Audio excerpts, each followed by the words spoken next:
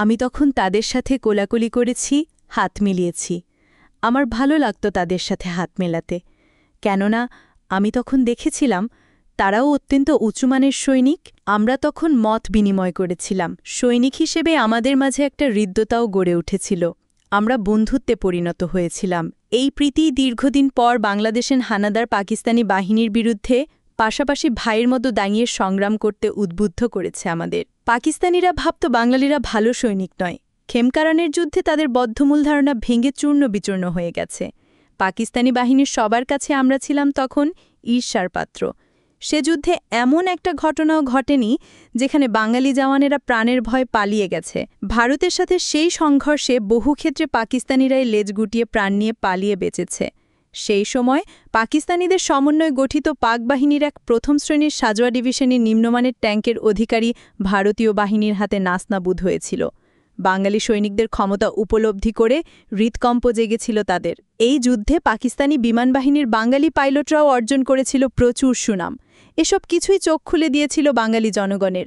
তারাও আস্থাশীল হয়ে উঠেছিল তাদের বাঙালি সৈনিকদের বীরত্বের প্রতি। বাঙালি সৈনিকের বীরত্ব ও দক্ষতার প্রশংসা হয়েছিল তখন বিশ্বের বিভিন্ন সংবাদপত্রে।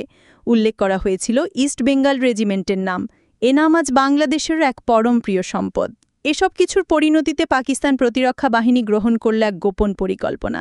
এ পরিকল্পনা অনুযায়ী তারা ঠিক করল প্রতিরক্ষা বাহিনীতে বাঙালিদের আনুপাতিক হার কমাতে হবে। তারা তাদের এই গোপন পরিকল্পনা পুরোপুরিভাবে কার্যকরী করল। কিন্তু এ গোপন তথ্য আমাদের কাছে গোপন ছিল না। ভারত পাকিস্তান যুদ্ধ আত্মবিশ্বাস জাগিয়েছিল আমাদের মনে, বাঙালি সৈনিকদের মনে, বিমান বাহিনীর বাঙালি জওয়ানদের মনে। আমরা তখনই বুঝেছিলাম বিশ্বের যে কোনো বাহিনীর মোকাবিলাতেই আমরা সক্ষম। জানুয়ারিতে আমি নিযুক্ত হয়েছিলাম পাকিস্তান সামরিক একাডেমিতে প্রশিক্ষকের পদে। যুদ্ধক্ষেত্রে সৈনিকদের কাছ থেকে বিদায় নিয়ে আমি একদিন শিক্ষক হলাম। মনে রইল শুধু যুদ্ধের স্মৃতি। সামরিক একাডেমিতে শুরু হলো আমরা শিক্ষক জীবন। সামরিক একাডেমিতে থাকাকালেও আমি সম্মুখীন হয়েছি নানা প্রতিকূল অবস্থার, লাভ করেছি নতুন অভিজ্ঞতা। সেখানে দেখেছি বাঙালি ক্যাডেটদের প্রতি পাকিস্তানিদের একই অবজ্ঞার ঐতিহ্যবাহী প্রতিচ্ছবি।